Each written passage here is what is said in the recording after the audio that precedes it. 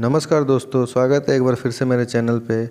आज हम बात करेंगे कोरोना वायरस का कैसे होता है हमारे शरीर पर संक्रमण।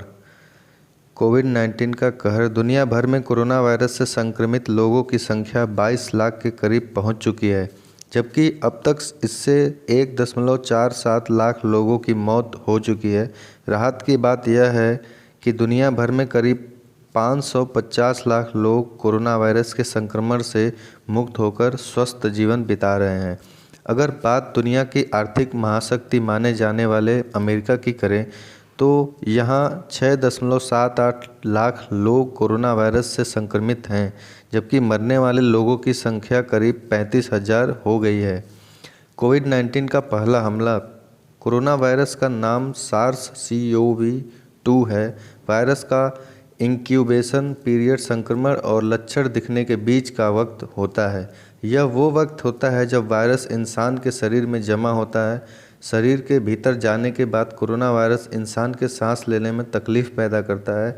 कोरोना वायरस का पहला हमला आपके गले के आसपास की कोशिकाओं पर होता है। कोरोना का अगला चरण। इसके बाद कोरोना वायरस मरीज के सांस की नली और फेफड़ों पर हमला करता है। यहाँ यह एक तरह से कोरोना वायरस की संख्या बढ़ाता है। नए कोरोना वायरस की बाकी कोशिकाओं पर हमला करने में लग जाते हैं। शुरुआती दौर में कोरोना से संक्रमित मरीज बीमार महसूस नहीं करता। कुछ लोगों में कोरोना वायरस के संक्रमण के लक्षण शुरू से ही दिखाई देने लगते हैं।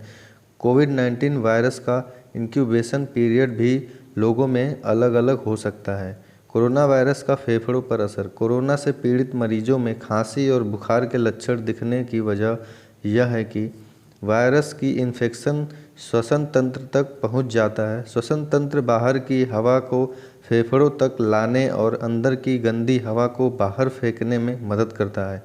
वायरस के इन्फेक्शन से श्वसन तंत्र में सूजन दिखने लगती है, जिससे तंत्रिकाओं पर असर पड़ता है।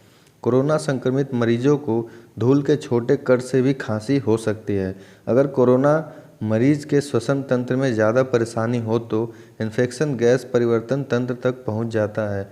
गैस परिवर्तन तंत्र में इन्फेक्शन पहुंचने पर वायु कोष पर असर पड़ता है, जो फेफड़ों के नीचे होता है।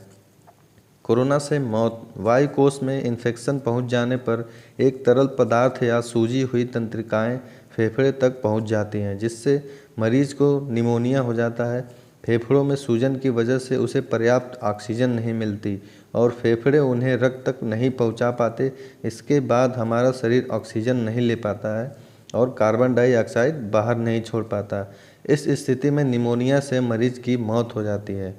कोरोना से लड़ाई। कोरोना वायरस के संक्रमण के कारण शरीर के रोग प्रतिरोधक तंत्र का संतुलन बिगड़ता है और सूजन दिखनी शुरू हो जाती है। हमारे रोग प्रतिरोधक क्षमता वायरस को खत्म करने के लिए ज़रूरत से अधिक काम करती है। इस वजह से शरीर में सूजन बढ़ जाती है और फेफड़े के काम करने की क्षमता पर असर पड़ता है। कोरोना से पीड़ित मरीज को वेंटिलेटर पर रखा जाता है और उन्हें ज़्यादा ऑक्सीजन दी जाती है ताकि मरीज के फेफड़े सामान्य तरीके से काम कर सकें। कोरोना से और अंग पर असर। कोरोना वायरस के संक्रमण की वजह से सिर्फ फेफड़ों पर ही नहीं असर पड़ता, ऐसा नहीं है। डॉक्टर का कहना है कि कोरोना वायरस दिल, किडनी, इंटेस्टाइन और लीवर पर भी हमला करता है और उन्हें भी नुकसान पहुंचाता है। कोरोना वायरस की वजह से होने वाले वायरल निमोनिया से मरीज में दूसरे इन्फेक्शन के आने का खतरा रहता है, इसलिए मरीजों को एंटीबायोटिक दी जाती है।